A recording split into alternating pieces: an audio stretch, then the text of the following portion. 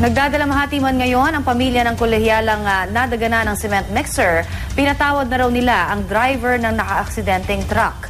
Pero giit ng pulisya, di pa rin daw absuelto sa kaso ang driver.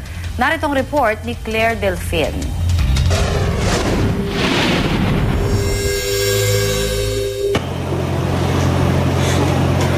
Solong anak si Maricheri Inzon ng single mother na si Salvacion.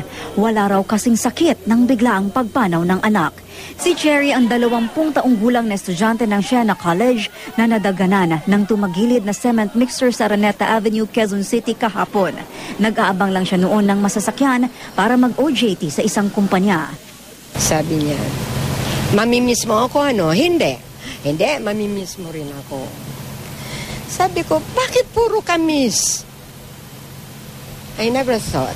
Mapait man ang pangyayari, nakuha pa rin nilang patawarin ang driver ng cement mixer na si Reynaldo Guarte na nagsabing nawalan ng preno ang truck. Hindi mawawala sa atin ang sakit. Hindi mawawala yun. Matagal yun. Matagal mawawala yun.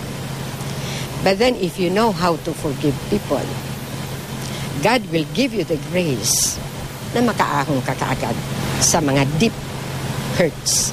Hindi man desididong magsampa ng kaso ang pamilya Inzon, pero ayon sa pulisya, hindi raw ibig sabihin ito na ligtas na sa asunto ang driver at ang may-ari ng truck.